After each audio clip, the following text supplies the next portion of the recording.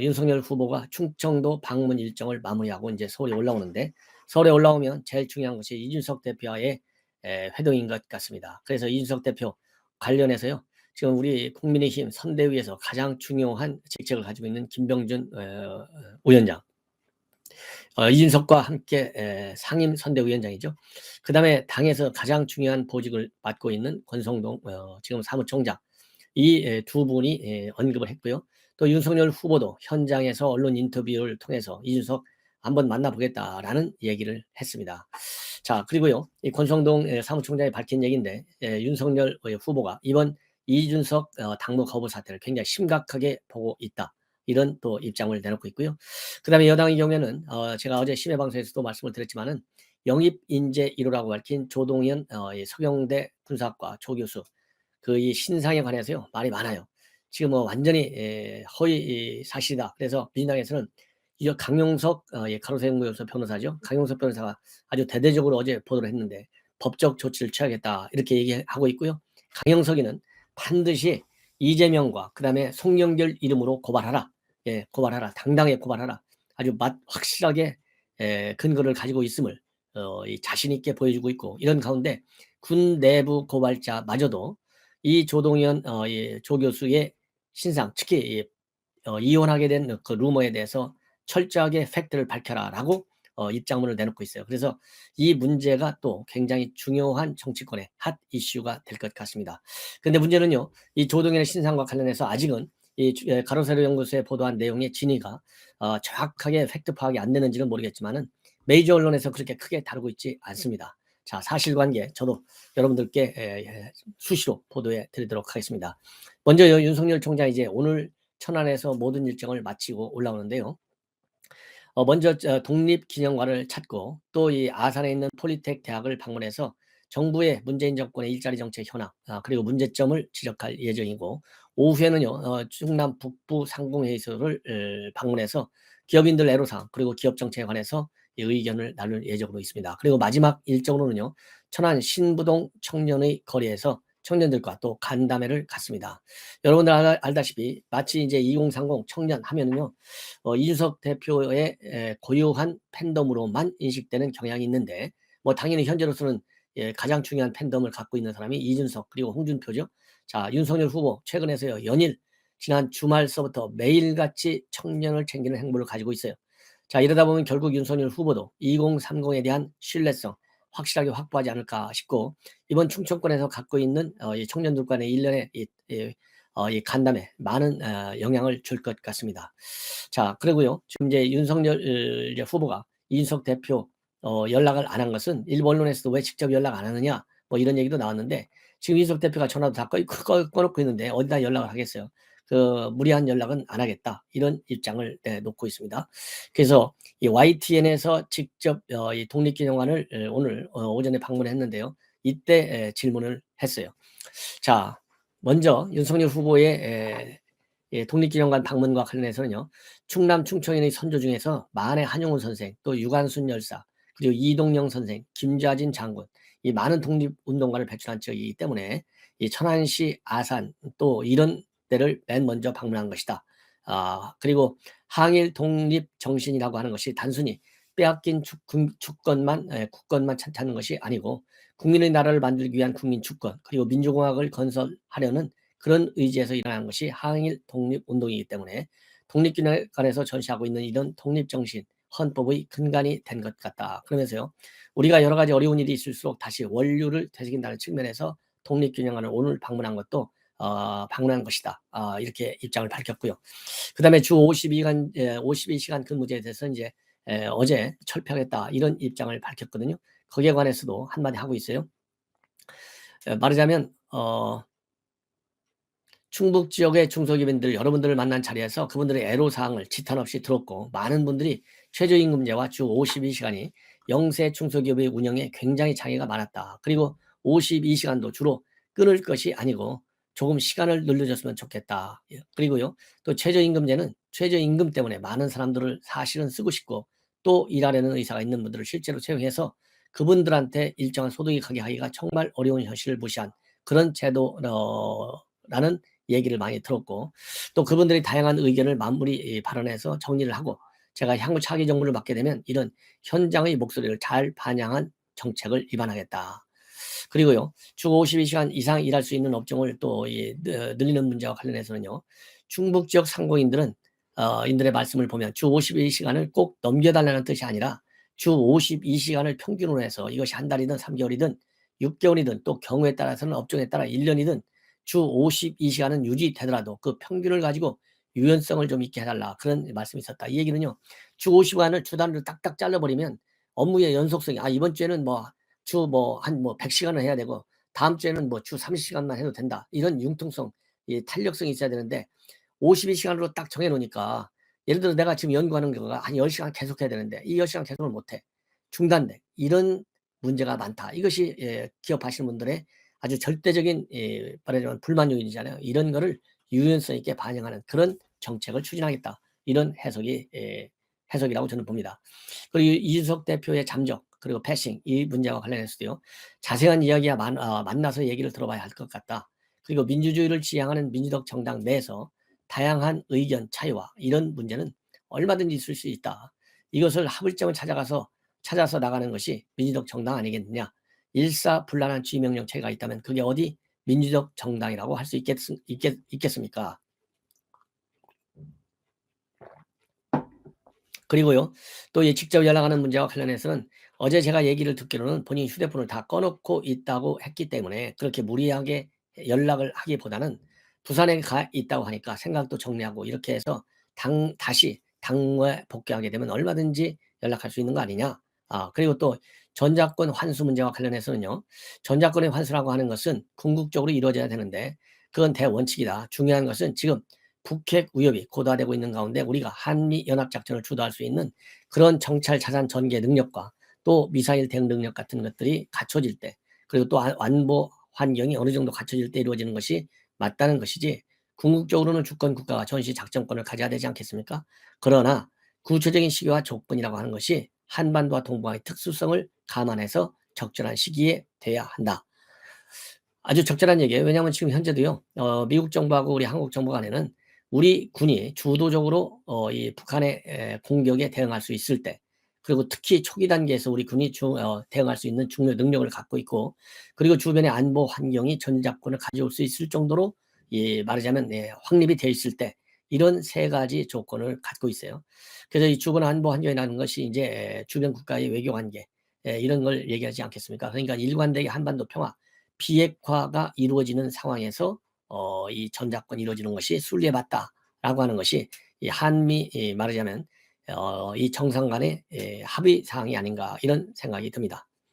자 그리고요. 이제 오늘이라도 이준석 대표 만날 거냐 이런 질문과 관련해서는 오늘 여기에서 일정을 마치고 서울에 올라가면 저녁이니까 오늘 부산에서 당무로 바로 복귀할지 또 하루 이틀 더 걸릴지 모르겠습니다만은 우리가 같이 선대위도 해야 하고 또 최고위도 같이 해야 되고 하기 때문에 회의 시간이나 그 전후로 해서 얼마든지 얘기할 수 있는 기회가 많이 있다. 그러니까 굳이 이렇게 전화도 안 받고 지금 이제 머리도 식히려고 부산에 가 있는 이준석 대표한테 서둘러서 전화를 해서 당무에 다시 복귀해 달라 이렇게 얘기하는 것은 일종의 심리적 압박 아니겠느냐. 그러니까 본인이 지금 열불나 있으니까 열불난 이 열기를 좀 내릴 때까지 이 쿨다운 시킬 상황이 좀 필요하다. 이런 입장을 가지고 있는 것 같습니다. 이런 얘기는요. 지금 홍준표 후보와의 말하자면 일종의 이제 갈등 상황이 있었지 않습니까? 그래서 홍준표 의원을 언제 선대위에 영입시킬 것이고 또 직접 선거 출연할 의향이 없느냐 이런 질문들이 그동안에 좀 나왔어요. 여기에 관해서도 지금 바로 이 경선에서 실패했는데 홍준표 의원한테 자꾸 선대위에 오라는 것은 그건 예의에도 맞지 않고 좀 기다리면 때가 오지 않겠느냐 이런 얘기한 거하고 맥락을 같이 하는 것이고요. 또 이 안철수 대표하고도 빨리 단일화 문제 논의해야 될 것 아니냐 이런 또 언론의 질문이 있었어요. 거기에 관해서도 지금 이 안철수 대표가 막 이 대선 후보 출마하겠다 해서 지금 활동을 하고 있는데 거기다 대고 빨리 단일화하자 이건 예의가 아니다. 이런 얘기를 한 거거든요. 이런 걸 보면 윤석열 후보의 이러한 입장의 공통점을 보면요. 일단은 이 뭐라 그럴까요? 상대방을 배려하는 생각이 굉장히 우선적으로 작동하는 것 같아요. 그러니까 내 입장만 생각하고 내가 빨리 만나서 빨리 밀어붙이고 또 달래고 설득해야 되겠다. 이런 것보다는 상대방이 좀 숨 쉴 수 있는, 좀 마음을 정리할 수 있는 시간적 여유를 준 다음에 내가 접근하는 것이 순리다. 그래서 우선 타방에 대한 배려가 더 중시되는 그런 인식의 틀을 갖고 있다라고 저는 판단이 되고요. 자, 그래서 윤석열 후보도 이제 이런 생각할 시간을 주고 있기 때문에 당사자들도, 예를 들어서 홍준표 의원 같은 경우 이제 11월 5일이니까 뭐 내일 모레면 한 달 되잖아요. 뭐 시간이 이제 충분한 것 같고, 그다음에 이준석 대표 이 중차대한 시기예요. 지금 이제 우리가 연평도 포격 작전 바로 북한이 어떻게 했는지 여러분들 잘 아시잖아요. 그런 것처럼 전시 상황에서는요, 즉각적 대응을 해야 돼. 그래서 이제 이준석 대표도 더 만약에 시간이 늘어나면요, 제가 어젯밤에도 국민의힘 게시판 1000여 개 댓글이 달려갖고 난리가 났다고 했잖아요. 지금 이게 계속되면은 너도 죽고 나도 죽는다. 공동으로 파멸의 길이 좋느냐, 아니면은 공동으로 윈할 수 있는 그러한 새로운 정치적인 공간을 만드는 것이 중요하냐. 이거는요, 이준석 대표 머리 좋으니까 얼마나 잘 판단하겠어요. 더 이상 이제 부산에 가지 말고 이제 서울로 와야 되겠다라는 생각이 듭니다. 예.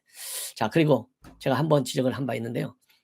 아무리 열받는다 하더라도 이게 뭐 당하고 일체 지금 전시 상황인데 아예 드문, 어디 있는지 행선지조차도 모르고, 근데 KBS는 알고, 이게 KBS만 또 못한 국민의힘이에요. 이게 정보력이. 그래서 이거는 이준석 대표 쪽에서도 반성, 국민의힘 당 지휘부에서도 반성, 다 반성해야 되겠다. 예. 그래서요, 24시간 연결될 수 있는 통신 채널 하나만큼은, 아니 당당하게 전화 받고 전화하지 말아라, 딱 끊어버리면 되는 것이지, 그걸 갖다가 그냥 어디 무슨 뭐 스파이 작전 하는 것도 아니고 말이죠. 이거는 뭔가 문제가 심각하다, 이렇게 저는 지적을 합니다. 자, 이러는 가운데 말이죠, 이제 김병준 이 상임선대위원장이 CBS 라디오에 그리고 나와서 그리고 또 연합뉴스와 인터뷰를 통해서 굉장히 중요한 얘기들을 많이 하고 있습니다. 그래서 이 김병준 위원장의 오늘 아침 CBS 라디오 인터뷰, 여기에서는요, 이 자진 사퇴들이 자꾸 나오는데, 자진 사퇴설과 관련한 언론의 계속된 문제 제기 맞지 않다. 이 정도 됐으면, 아니 김병준 비대위원장이 자진 사퇴설 이런 거 없었다, 딱 잘렸으면 그걸로 믿고 나가야지. 계속 같은 질문한다. 이거요, 피로도를 높이고 언론의 신뢰성에도 문제가 주는 거예요. 더 이상 언급하지 않는 게 좋을 것 같아요. 자, 그래서 오늘 CBS 라디오 뉴스에서도요, 제가 무너지면 지금 윤석열 대선 후보의 인사권이 무너진 것이다. 그러면서 자진 사퇴설을 완전히 일축했습니다. 이 얘기는 결국 뭐냐? 김종인 총괄 위원장으로 오더라도, 늦게 합류하더라도 김병준 위원장의 역할은 절대 안 바뀐다. 상임위원장직 그대로 수행한다. 이런 얘기예요. 그리고 또 일부 언론에서 막판에 자진 사퇴를 언급했는데 주변에서 말렸다는 기사도 있다. 어떻게 된 거냐 물으니까 전혀 그런 일이 없었다, 이렇게 딱 잘라서 부인을 하고 있어요. 그러면서 제가 윤 후보에게 약속했고, 또 후보가 그 인사를 발표한 이상 제가 싫든 아니면 좋은 인사를 존중해야 하고, 예. 그리고 그렇지 않으면 후보의 권위가 손상된다. 우리가 가장 소중하게 여겨야 할 것은 후보의 권위와 지위, 그리고 지도력이다. 후보의 지위를 흔드는 일은 절대로 없을 것이다. 그리고 물러날 가능성은 이 제로냐, 또 진행자가 물어봤어요. 이것도 예의에 맞지 않아. 예. 김 원장은 네라고 답을 하면서, 선대위 조직은 굉장히 가변적이기 때문에 들어갔다 나왔다 할 수 있지만은 최소한 상임 선대위원장으로서의 제 역할에는 전혀 변화가 없을 것이다, 딱 잘라서 결론을 내렸습니다. 그리고요, 이준석 후보의 집거, 잠적, 답답해하는 분들이 많은데 저 역시 마찬가지다. 매번 선대위가 출범할 때쯤 되면 또 그 다음에 새로운 지도자가 나타나고, 특히 대선 후보라든가 이런 분들이 나타나면 일종의 좀 소요라든가 적응하는 시간이 있다. 기존 권력 구도나 영향력 구도나 이런 것이 다 달라지기 때문에 그게 적응하는 과정이 좀 있다. 그래서 이준석 대표의 이런 불가피한 돌발 행동 가능성, 내가 조금은 이해할 수 있다, 이렇게 여유로움을 좀 보이는 것 같아요. 자, 그리고 또 이 김병준 비대위원장, 요즘 뭐 윤핵관, 윤석열 캠프 측에서의 핵심 관계자, 이런 인용 보도가 이 국회인 뉴스를 통해서 집중적으로 나온 바 있어요. 예, 단독으로. 그 윤핵관이 누구냐? 지금 이게 단독으로 하는 사람들이 지금 이준석 대표가 내가 다 아는데 내가 공개적으로 경고하겠다라고까지 얘기한 윤핵관이에요. 자, 이 문제에 관해서 김병준, 권성동, 장제원은 아니고 장성민은 내가 잘 모르기 때문에 모른다, 이렇게 입장을 밝혔어요. 자, CBS 김현중 뉴스쇼에서 한 얘기인데요. 윤핵관이라는 임명 윤석열 측근이 총괄선대위원 본부장 자리는 아예 없애기로 했다, 이런 기사가 나왔잖아요. 이 기사 오보라고 밝히고 있는데, 이 기사를 보고 김종인 위원장이 주접들 떨고 있네, 이렇게 얘기를 한 거예요. 그래서 오보가 아니라 어떤 분이 이야기를 한 것 같지만 그분이 누군지 모르겠다. 이 문제에 관해서. 그러니까 인터뷰 자체는 있었는데 누군지 모른다는 거예요. 그래서 정보지의 윤핵관이 누구누구다 하고 하는데 다 사실 무근이다. 예. 그러니까 이제 사회자가 답답해서 안 되겠다. 그러면서 실명을 거론하면서 이게 이 사람이 윤핵관이 맞느냐 이렇게 물었어요. 그러면서 권성동 사무총장 기냐 아니냐, 장제원 어떠냐 이렇게 물으니까 권성동 사무총장에 대해서는 김병준 위원장이요. 전부 김씨라서 헷갈려요. 김병준 위원장이 아니다라고 확언했고 장제원 의원도 아니다. 예, 뭐라고 하면서 아니다라고 했냐면 이미 다 알려지고 지금 본인이 하고 싶은 이야기를 공개적으로 하고 있지 않느냐. 그런 만큼 장제원 의원이 익명으로 해서 인터뷰할 이유가 뭐가 있느냐? 전혀 없다. 이렇게 얘기를 했어요. 다만 김대중 정부 시절에 상황실장을 지냈던 여러분들 저도 종종 인용하는데 장성민 전 의원 이 설과 관련해서 그분은 최근에 만나보지를 또 접촉이 없었다. 그렇기 때문에 김병준 본인이 직접 확인하지 못했기 때문에 맞다 아니다 라고 답을 할 수 없다. 그러면서요. 아닌 분은 아니다. 아닌 사람은 아닌 걸로 제가 확인을 했다. 그러니까 권성동과 이 장제원은 아니다는 걸 확인했다는 거예요. 적어도 권성동, 장제원은 아니다라고 재차 강조했습니다. 예. 자, 그리고요. 이 김종인, 그다음에 이준석과 관련해서 개인의 이해관계나 이런 걸 떠나서 이제는 협력을 해줬으면 좋겠다라고 입장을 밝혔는데요. 지극히 당연한 얘기고 더 늦지 않게 합류를 해야 된다. 두 분은 이런 생각이 듭니다. 자, 이게 이제 CBS 라디오 인터뷰고요. 또 오늘 연합뉴스 인터뷰 내용이 지금 방금 보도되고 있는데 여기에서도 상당히 의미 있는 언급들이 많았어요. 김종인 위원장 선대위에 오든 안 오든 간에 이번 대통령 선거의 기본은 후보 중심 체제다. 그래서 이번 연합뉴스 인터뷰에서는요, 이 김종인 비대위원장, 그 다음에 이제 본인의 뭐라 그럴까요, 이 선대위 전략 방향, 그러니까 이준석 대표가 정치를 한 번도 안 해봤다. 이거 뭐 전투 지휘 능력 신뢰할 수 없다 그랬는데요. 이거를 맞받아치고 있어요. 내가 정치라고 하는 것은 정책도 정치다. 그러면서 노무현 정부의 수도권 이전 정책, 그다음에 지역 균형 발전 이거 내가 다 한 거 아니냐 이렇게 해서 정치를 한 경험이 없고 신뢰할 수 없다라고 하는 이준석 대표의 발언 정면 반박하고 있습니다. 자, 그래서요 이 후보 중심 체제로 가면 김종인 위원장이 오든 안 오든 그것이 갈등이 될 이유가 없다. 그래서 왜 그러냐면은 이제 기본적으로 대통령 선거는 후보 중심 체제로 움직이기 때문이다. 이렇게 얘기하고 있어요. 자, 이 얘기는 결국 뭐냐? 김종인 비대위원장이 총괄선대위원장으로 오더라도 김종인 당신이 전권을 갖는 거 아니야. 전권은 윤석열 후보가 갖는 거야. 이거를 강조하는 대목이에요. 예. 그래서 상황 하잖아요, 지금. 상황은 있을 수가 없어. 상황은 윤석열 후보 본인이야. 이렇게 강조하는 대목입니다. 그리고 김종인 영입자가 언제까지 계속되느냐 질문과 관련해서는요. 어느 정도 선이 있지 않겠느냐. 그 선이라고 하는 것은 윤석열 후보가 결정하는 것이다. 예, 이렇게 얘기하고 그래서 무한정 그야말로 영입 지금 중단했다 이런 보도가 나오잖아요. 한참 한 1, 2주, 2, 3주 있다가 그때 들어오라면 들어와라. 이건 안 된다. 그래서 이것도 우회적으로 점잖게 압박하는 메시지로 보여질 수 있고 김종인 비원장도 이거는 뭐 압박이다 비판이다 이렇게 생각하지 말고요. 본인이 뭐 이 정치 상황 내가 들어가야 되는지 안 들어가고 이렇게 버텨야 되는지 제일 잘 알 거 아니에요. 이제는 합류를 하는 것이 본인의 정치적인 명예를 위해서도 굉장히 중요한 것이 아니냐. 만약에 김종인 비대위원장이 더 늘고 나면요. 이 양반 진짜 노역 엄청나네. 이렇게 노역이 세갖고 되겠어? 이런 비판적 여론이 더 압도할 가능성이 커진다라고 저는 판단합니다. 자, 그리고요. 이 김종인 위원장도 들어오고 이준석 대표도 역할을 해야 한다. 정권 교체를 위해서 다 같이 뛰어서 무조건 이겨야 된다. 제가 그랬잖아요. 불법을 빼놓고는 무조건 이길 수 있는 모든 수단 방법을 다 강구해야 된다라는 저의 지금까지의 논평 내용하고 맥을 같이 하고 있어요. 그리고 이번 판세와 관련해서는요. 쉽게 흔들리지 않는 지지도 있겠지만 여전히 충성심이 약한 표들이 많다. 이 표의 흐름이 어떻게 갈지는 정말 예견하기 어렵다. 그러니까 부동표 2030 지금 2030들 지지율이 굉장히 중요한데 2030들이 아직 결정하지 않았다. 이것이 최근에 어느 여론조사를 보면요. 48% 정도나 높아요. 그 정도로 높아요. 이 표를 얘기하는 겁니다. 예. 그 다음에는요. 문재인 정부가 국민에게 실망을 준 점이 많고 이재명 후보가 대안적 비전을 못 내놓고 있으니 우리가 좋은 비전을 내놓으면 나중에 차이가 점점 벌어지지 않을까 이렇게 전망하고 또 원톱 김종인 위원장 과 관련 지금 현재 사실상 원톱이잖아요. 김병준 위원장이 이런 원톱으로서의 김병준 이와 관련해서는요. 엄청난 속도로 기술 가문화 경제 구조가 바뀌고 있는데 정부와 정치는 이 변화를 못 따라가고 있다. 이번 대선의 시대정신 중 하나로 국가개혁과 개인의 자율권 확대를 좀 꼽고 있습니다. 그리고 중도 외연 확장을 위해서 앞으로 국가가 할 방향을 명확하게 제시해 주는 것이 굉장히 중요하다.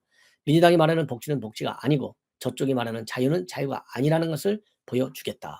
현재의 조세 구조를 그대로 두고 그대로 두고 있는 사람에게 돈을 더 걷어주겠다는 식의 복지는 복지 파괴 행위다. 지속 가능한 복지가 어떻게 가능한지 국민께 제대로 이해를 시키면 중도 확장이 가능하다. 이런 입장을 내놓고 있고요. 그리고 이재명과 비교했을 때 윤석열 후보의 강점, 노무현 전 대통령과 비슷한 게 있다. 바로 뭐냐? 격의가 없고 솔직하고 투명하다. 예. 그리고 이재명 후보의 경우에는 진면목이 드러날 만큼 드러났지만은 윤 후보의 진면목은 아직 드러나지 않았다. 그리고 사법 리스크와 관련해서는요, 이 후보는 본인과 관련한 것이 많고 윤 후보는 가족과 관련한 이슈가 많다. 그 점에서 이 후보 리스크가 굉장히 크고 윤 후보 리스크는 그렇게 크지 않다고 본다. 이런 입장을 내놨어요. 그리고 윤석열 후보가 정치를 모른다. 이런 일각의 지적과 관련해서 지금의 여의도 문법은 시대에 맞지 않는다. 정치를 모른다는 것이 여의도 문법에 익숙하지 않은 것이 오히려 강점일 수 있다. 이렇게 반박을 하고 있고, 안철수 후보와의 연대, 다 같이 하자는 입장이다. 그게 열려있다. 이런 거를 얘기하고 있습니다. 그리고 여당이 집권하면 시대가 어떤 방향으로 역행할지 우려를 생각하면 일단은 다 같이 하자고 설득해야 한다. 마음을 터놓고 이야기하면 반드시 같이 하리라고 본다. 그래서 이 안철수 후보와 연대는요, 다 열어놓고 있는 점이 이준석, 그다음에 김종인과 정반대다. 저는요, 당연히 안철수 후보를 안아서 안철수 후보가 5%든 지금 여론조사를 보면 한 5%에서 10% 안에 나와요. 전에는 10% 넘어서 갔는데 이제는 5%에서 10% 사이에 들어가는데 이 비율도 굉장히 저는 중요하다고 봅니다. 왜냐하면요, 50% 이상의 압도적 지지를 받고 당선돼야만이 여의도 문법을 고쳐낼 수 있어요. 여의도 문법, 민주당의 횡포를 이겨낼 수 있는 가장 좋은 방편이 50% 이상의 압도적 지지입니다. 그렇기 때문에 이 안철수 후보 1%가 된다 하더라도 반드시 껴안아야 된다. 이미 민주당 쪽에서도요, 안철수 후보와 접촉하고 있다. 이런 보도가 여러 번 나왔지 않습니까? 심각하다. 예, 이런 생각이 들고요. 그리고 이 비선 실세, 이 장제원 의원 특히 인수인계도 해야 하고 하루아침에 역할이 싹 없어지는 것은 아닐 것이다. 그러나 이것은 어디까지나 일시적이고 잠정적이다. 그리고 결국 형식이 실질을 지배하기 때문에 직이 없으면 역할은 줄어들게 돼 있다. 비선 실세 이야기가 나오면 언제나 시비가 걸리고 또 표가 떨어지기 때문에 제일 경계해야 할 부분 중에 하나다. 김병준 위원장의 경우에는 직접 정부 안에서 일을 했기 때문에 비선 실세가 가져오는 문제점, 이런 걸 누구보다도 잘 아는 분 아니겠습니까? 상당히 일미가 있고, 바로 인수인계 이런 얘기를 꺼냈기 때문에 어제도 장제원 의원, 내가 인사로도 못 가냐, 이런 얘기를 했잖아요. 그리고 권성동 의원도 인사로 오랫동안 일을 했으니까 그동안 수고한 캠프 요원들에게 수고했다라는 말 한번 들어갔는데 내가 사무실 들어가면 회의하러 들어간 거냐, 억울하다, 이런 얘기를 했는데요. 같은 이 취지의 입장 발표라고 생각합니다. 자, 그리고 윤석열 후보, 지금 이준석 때문에 엄청 열받아 있을 것 같아요. 표현은 안 하지만은. 지금 주변에서는요, 절대 이준석을 찾아가지 말라, 이런 말들이 나오고 있다고 하고요. 그리고 이준석 사퇴 선언문을 써뒀다라는 루머까지 나오고 있다고 합니다. 자, 이 내용 여러분들께 쭉 말씀을 드리겠습니다. 우선 잘 아시다시피 KBS 보도를 통해서 부산에 가 있다라고 하는 것이 어젯밤에 처음으로 알려졌어요. 부산 김해공항에 도착하는 것을 KBS 카메라가 담았습니다. 이때 김철근 당대표 정무실장하고 김용태 청년 최고위원과 대화를 나누면서 걸어가고 있는 것이 포착이 됐어요. 자, 그래서 이제 쭉 보도가 됐는데, 그 이후로 지금 보도되는 내용을 보면 어제 부산시 정부특보를 만났고, 그리고 이 정의화 전 국회의장을 만난 걸로 되어 있어요. 자, 그러면 지금 이제 어떤 대화 내용을 나왔는지 여러분들께서 잘 아시겠지만은요, 일부 좀 아시겠지만은, 우선 이준석 대표가 이 부산 정부특보와 만나서 뭘 얘기를 들었는지 한번 여러분께 말씀을 드리면, 이 부산 정부특보는요, 이성권 부산시 정부특보니까요, 이 박형준 부산시장이 채용한 청취권 인사라, 이렇게 보시면 되는 거죠. 자, 그래서 이성권 대표 어떻게 어제 이제 저녁을 같이 먹었는데요. 이 김철근 당 대표 정무실장이 전화가 왔다고 합니다. 저녁을 같이 하자. 그래서 식당에 나가봤더니 이준석 대표가 와 있더라는 거예요. 그래서 당내 갈등에 대해서 이성권 정부 특보가 운을 좀 뗐다, 뗐는데 이 대표는 이 당내 갈등과 관련해서는요 아무런 얘기도 하지 않았다 이렇게 밝히고, 그리고 이석 대표는 부산시 지역 현안이 침례병원 공공병원화 사업의 진행 상황에 대해서 세세하게 물었고, 지난 9월 달에 이준석 대표가 직접 현장을 방문해서 주민들하고도 간담회를 가졌기 때문에 상당히 애착을 갖는 것 같았다 이렇게 얘기를 하고, 또 이준석 대표는요 침례병원 공공병원화 사업에 대해서는 당에서 어떻게 도와주면 좋겠냐라고 물었고, 이 특보는 대선 후보 공약으로 좀 제시해달라 이렇게 요청을 했다고 합니다. 그리고 1시간 정도 저녁을 같이 했는데요. 상당히 덤덤한 표정이었고 격앙되거나 초조하는 기색은 일체 없었다. 이런 보도가 나오고 있고요. 이 가덕도 신공항 문제도 또 거론됐다. 이런 보도가 나오고 있어요.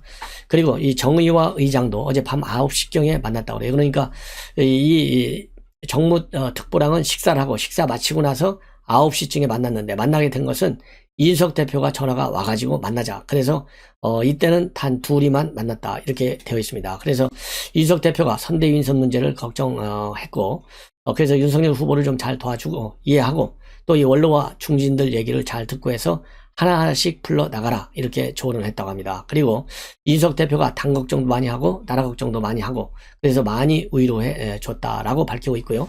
윤석열 후보가 정치경험이 많지 않기 때문에 당 대표로서 힘을 좀 실어줘라 이런 얘기도 했다고 덧붙이고 있습니다. 자, 그래서요 이제 부산에 내려간 이준석 대표 이르면 오늘 중으로 서울로 올라올 것이다 이렇게 밝히고 있고요. 이 김철근 정무실장은 이 언론의 인터뷰를 통해서 이준석 대표의 향후 계획 여기에 대해서는 아무 말도 할 수 없다 이런 입장을 지금 밝히고 있습니다. 자, 그래서요 이준석 이 대표의 부산행은 2016년도 선거 때 김무성 전 대표의 옥새 파동하고 비슷하다. 이래서 굉장히 뭐라고 그럴까요? 국민의힘에서 지금 발칵 뒤집혔고 당원 게시판도 지금 난리가 나 있는 상황이고 말이죠. 그리고 장제원 의원도 지금 내가 무슨 윤핵관이냐 그래서 상당히 반발이 심하고 또 초선들은 초선대로 의총을 열어서 의견을 지금 모으고 있는데요. 심상치 않다라고 하는 것이 공통된 평가입니다. 자, 그래서요 이제는 뭐 윤석열 후보가 굉장히 이 선대위 출범에 지금 내월 6일날 공식적으로 이제 발족이 되는데 6일 선거를 선대위 출범을 앞두고, 그리고 내일 12월 2일인데 내일 이제 최고위원회가 열리는데 이 최고위원회를 앞두고 굉장히 지금 위기국면에 처해 있고 윤석열 후보의 정치적인 리더십이 시험대에 올라와 있다 이런 지금 평가를 받고 있어요. 자, 그런데 굉장히 지금 진퇴양난 딜레마잖아요. 왜냐면은 이준석 대표가 하자는 대로 찾아가서까지 오라고 하면 권위가 상실하고 리더십이 상실되고 또 주도권도 완전히 이제 밀리고, 그렇다고 해서 딱 맞서고 있자니 또 이 관리 능력, 리더십이 없다 이런 또 평가를 받을 수 있고, 그래서 굉장히 뭐라고 그럴까요? 딜레마에 빠져 있다 이런 보도가 나오고 있고, 그리고 이석 대표는요 윤석열 후보에 대해서 사실상의 사과와 양보를 요구하고 있는 것으로 보인다라는 보도까지 나오고 있습니다. 그리고 이석 대표는요 이대로 선대위를 끌고 가면 대선에서 진다 이런 생각을 많이 갖고 있고, 그렇기 때문에 이렇게 충격 요법을 쓰는 것이다 라고는 얘기가 국민의힘 당직자 입을 통해서 나오고 있다고 합니다. 그래서 결국은 윤석열 후보가 직접 찾아와서 사과하고 패싱 재발 방지에 대해서 확답하기를 이준석 대표는 바라는 것이 아니냐 이런 상황이라고 합니다. 자, 그런데요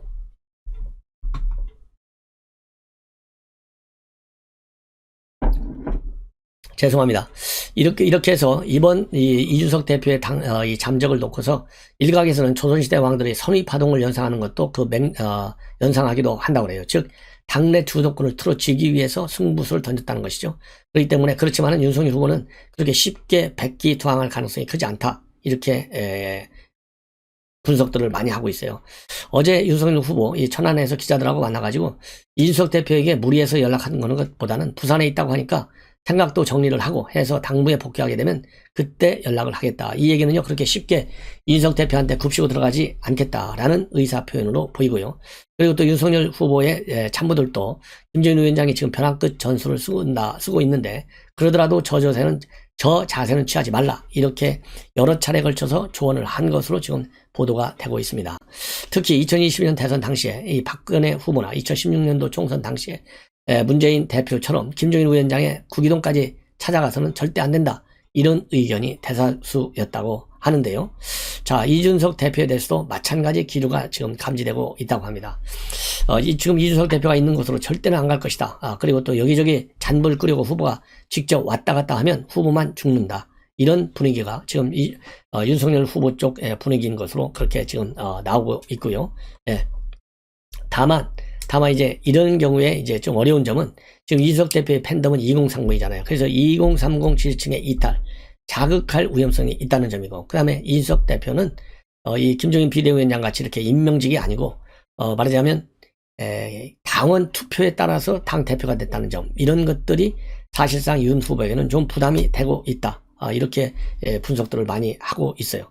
자, 그래서 지금 현재 당원 당무상으로 보면 당무 우선권을 후보가 가지고는 있지만은 상임선대위원장 자리로 공석도 주고, 또 이 총괄 선대위원장 자리도 공석도 주고 선대위 인선을 하는 거, 그렇게 쉽지 않아 보인다라는 평가를 받고 있습니다. 그래서 참 윤석열 후보가 이러지도 못하고 저러지도 못하는 딜레마에 빠진 것이다, 이런 이제 평가들을 하고 있어요. 근데 제가 보기에는요, 지금 이준석 대표 이렇게 쉽게 올 것 같지 않아요. 이 사퇴 선언문까지 써놨다. 그리고 사과를 요구하고 있는 것이다. 사과와 이런 얘기가 나오는 걸 보면 일종의 윤석열 후보의 무릎을 꿇리기 위해서 언론 플레이한 측면도 없지 않아 있을 수가 있습니다. 그러나 일단 이 사과와 양보를 떠나서 말이죠, 이준석 후보 본인이 먼저 이렇게 그야말로 이 극단적 수단을 쓰고 있는 거잖아요. 여기에 대해서는요, 이 비판적 시각이 상당히 저는 클 것이다 라고 봅니다. 그렇기 때문에 이런 것은요, 두 번 다시 있어서는 되지 않겠고, 그나마 다행히 선대위가 이 공식적으로 내달 6일날 다음 주 월요일 6일이죠 6일날 공식 출범에 앞서서 이런 일이 일어났기 때문에 치유할 수 있는 그런 시간을 그나마 조금 확보했다는 측면에서 보면 다행이다. 그리고요, 어떻게 됐든지 간에 이준석 대표, 이제 원로들이 말이죠, 원로들이 조금 물밑에서 이준석 대표, 지금 정의화 의장이 옳은 얘기를 했는데요, 윤석열 후보를 도와줄 사람이 제1번에서 도와줄 사람이 누구예요? 당 대표죠. 그 본분의 직책을 다 한 다음에 비판을 하고 무슨 이 부산 파동을 일으키고 당부를 거부하는 게 낫지. 윤석열 후보 지금 정치판에 들어온 지 몇 달 되지도 않잖아요. 6월 29일 선언했으니까 5달인데, 이거는 시기적으로도 맞지 않다. 이런 측면에서 이준석 대표, 저는 돌아오리라 라고 믿습니다. 자, 그리고요, 또 이러한 이준석 대표에 관해서 홍준표 후보는 연일 이준석 대표의 편에 서서 입장문을 내고 있어요. 상당히 참 안타까운 상황인데요. 지금 오늘 또 이 청년의 꿈 문답 코너를 통해서 밝히고 있습니다. 예, 이준석은 어떻게 해야 하냐? 이준석을 도와줘라. 이 대표가 선대위직을 내려놓아야 하냐? 이런 이준석 대표 관련 질문이 많이 쏟아졌어요. 여기에 대해서 이 대표 혼자 충분히 이겨낼 수 있다. 나의 길을 묵묵히 가라. 이렇게 격려하고 있습니다. 마이웨이 하라는 것이죠. 쉽게 돌아가지 말라, 이런 얘기로 들리는 얘기고, 그러면서요, 패싱 당할 바에는 선대위 상임위원장, 그 다음에 홍보 미디어 총괄본부장직을 모두 내려놓는 게 낫겠다라고 충고하고 있고, 그리고 무시당할 바에는 윤석열 후보 측근들에게 모두 이런 거를 던져줘라, 이렇게 입장을 내놓고 있어요. 자, 어제는 이회창 때는 칠상시가 대선을 망쳤는데 후보가 측근 파리떼들에게 포위되어 있다. 이상한 사람들이 설쳐서 대선 캠프가 잡창이 됐다. 밀려난 중진들이 대선보다 자기 살 길 찾기에 정신이 없다. 윤석열 후보 측근들이 이 대표를 밀어내고 있다는 이런 맹비난을 계속해서 하면서 이준석 대표의 편을 들고 있는 게 지금 홍준표 의원의 현재의 입장이 아닌가라는 생각이 듭니다. 그리고 이제 홍준표 의원은 오늘은요, 문재인 대통령 향해서 이제 그만 대선판에 개입하고 마지막 하산 준비를 하는 게 옳다. 그래야 퇴임 후 안전도 보장된다라고 주장을 하고 있어요. 자, 이 내용은 페이스북을 통해서 하고 있는 내용인데, 무슨 대선이 이렇게 문 대통령 손아귀에 속아서만, 문 대통령의 손아귀 속에서만 놀아나느냐. 여야 주요 후보들과 가족들에 대한 비리 의혹 사건들이 터진 지 수개월이 지났는데 문 대통령은 수사를 하는 신용만 하고 정작 주요한 부분은 회피하거나 정치 논쟁에 미루어 버리는 정치 공작 수사를 진행함으로써 안개 속 대선으로 가져가고 있다. 이렇게 비판하고 있어요. 그러면서 대장동 비리, 그 다음에 고발 사주, 도이치모터스 사건 등 사안 하나하나가 대선판을 차지할 수 있는 주요한 사건들인데, 문 대통령은 이를 손아귀에 쥐고 질질 끌면서 여야 후보들을 농락하고 혼자서 느긋하게 즐기고 있다는 그런 인상마저 주고 있다. 문 대통령은 조속히 이러한 수사 불확실성을 해소하고 여야가 정당한 정책 대결이 이루어질수록 이루어질 수 있도록 조속히 결론을 내려달라. 이렇게 지금 주장을 하고 있습니다. 자, 그리고요. 김병준 위원장 오늘 뭐 여러 가지 좋은 얘기들 많이 하고 있어요. 그래서 김종인 위원장이 오더라도 본인하고 뭐라고 부딪힐 만한 그런 이 공약적인 측면에서 보더라도요. 전혀 없다. 이런 입장문을 내놓고 있습니다.